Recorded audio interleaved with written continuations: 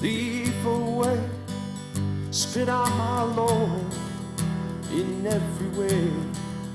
Yet I'm still welcome in the arms. But if the apocalypse of St. John Yeah.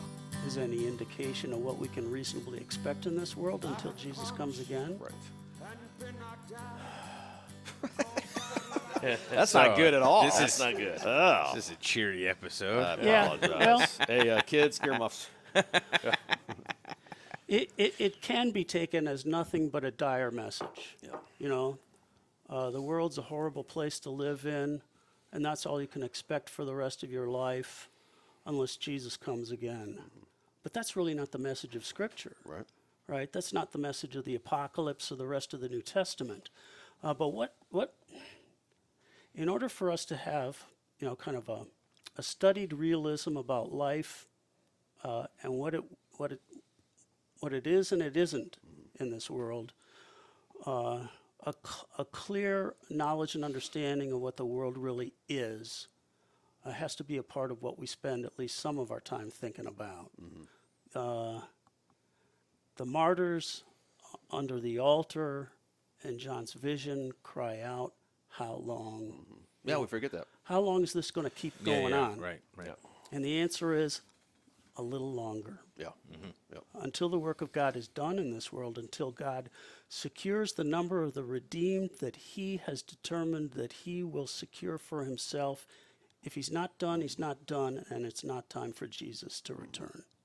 So good times are the exception. I think like jobs, like the union workers of GM, when they started to lose that in the 70s, people were like, come on, we should have a job and secure for the rest of our life. And like, that's great, by the way, but that's actually not the norm. And they came to believe that's not normal to actually have a security in your job like that. And the same thing, I wonder too, like we've enjoyed a couple years, not long, post-World War II, I'd almost say, of a general safe prosperity. Yes, Vietnam War or whatever, but that's a peculiar time that we thought was because we're great and great achievers technologically. You know what I'm saying? Like, or is that not the norm? The norm is suffering or sporadic in your life. Well, I'd say it's a mix of things. It's complicated. It's an ever and always a great tribulation, the world, right? But can there be times of relative quiet and calm Yep. and ease and perhaps even a little prosperity? Right. I mean, if there's a generation that's experienced prosperity in the history of this world, that would be this one right here, right now. So, you know, is the good life, at least once in a while, possible for us? Well, depending on how you understand that, sure.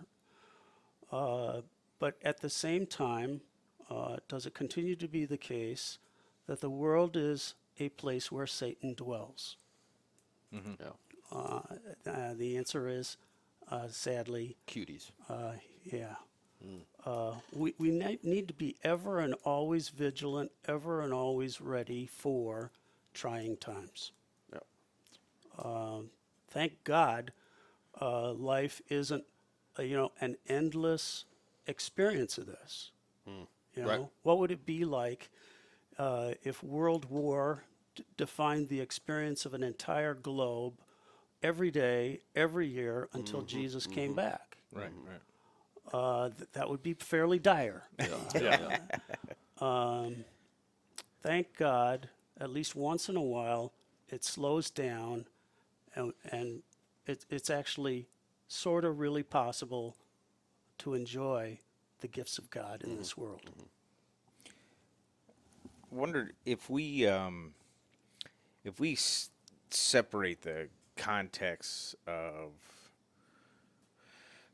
especially what we were talking earlier about the struggles under empire in particular, maybe from the context in which the first century writers were writing, what they were giving us. Then it seems like, so I guess what I'm thinking was, for the person in the pew today, if they've never even considered that, their encounter with the texts themselves is less than it ought to be, right? I mean, Right. it's not going to convey what it needs to then in our time. And so is it a matter then of kind of going back and saying, not like, hey, no, we got it fine, but rather saying, like, rebuilding that context back for the person in the pew to hear that and to know. I think that's huge. I don't know how we do that necessarily. We were just talking with Schmidt about the length of a sermon. It's like you only have so long. I mean, Yeah. how do you? Because I think that's important. I'm just thinking of it just as people in a very prosperous America, how they've heard these texts has probably been A function of their ease. yeah, exactly. A function of their perception of their own lives. Once in a while, you thanked God for COVID earlier. Yeah,